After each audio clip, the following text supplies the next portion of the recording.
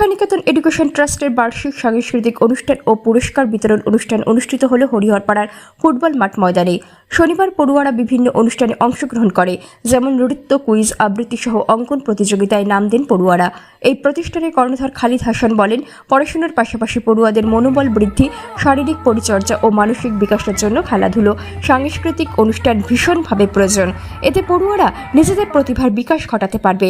এই শিক্ষা প্রতিষ্ঠানের ছাত্রছাত্রীদের অভিভাবক পড়ুয়াদের খোঁজ খবর নিয়ে পাশে থাকা দায়িত্বশীল অভিভাবকদের পুরস্কৃত করা হয় এদিন। বার্ষিক সাংস্কৃতিক অনুষ্ঠানকে ঘিরে এই দিন পড়ুয়াদের মধ্যে উৎসাহ ছিল চোখে পড়ার মতো। অনেক সুন্দর লাগছে। আজকে সব ধরনের হয়েছে, কালকে যেমন খেলা হয়েছে, আজকে অনেক রকমের নাচ, গান, আবৃত্তি সবই হচ্ছে এবং এর মধ্যে দিয়ে অনেক খুশি হচ্ছে। না, আমি কোনো প্রতিযোগিতা নেই, কিন্তু অনেকজন দিচ্ছে, দেখে ভালো লাগছে, অনেক সুন্দর লাগে। সবাই অনেক ভালো পড়াশোনা করে। আর আমরা খুব ধন্য যে আমরা খালিদ স্যারের মধ্যে একটা টিচার আমাদের জীবনে পেয়েছি, আর তার হাত ধরে সামনে এগিয়ে যাওয়ার চেষ্টা করি। আমার নাম সুমাইয়া সুলতান। আমরা সকাল থেকেই শুরু করেছিলাম বিভিন্ন কার্যকলাপ, যেমন নাচ, গান, কবিতা, কুইজ, ডিবেট প্রতিযোগিতা, সমস্ত কিছুর মধ্যে দিয়ে দিনটাকে উপভোগ করছি। তাছাড়া বিভিন্ন অতিথিবৃন্দ আমাদের সাথে ছিল।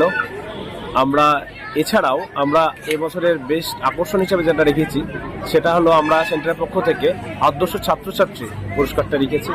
আদর্শ বাবা, যে সমস্ত বছর সারা বছর তার ছাত্রছাত্রীদের বেশি খোঁজ নেয়, আমাদের সেন্টারে কোথাও ভুল ত্রুটি হলে সেটা ধরিয়ে দেয়, আমাদেরকে আরও এগিয়ে যেতে সাহায্য করে, সেই বাবাকে আমরা পুরস্কৃত করছি, একজন বেস্ট বাবাকে। তাছাড়া আমরা সেন্টার টপারকে পুরস্কৃত করছি।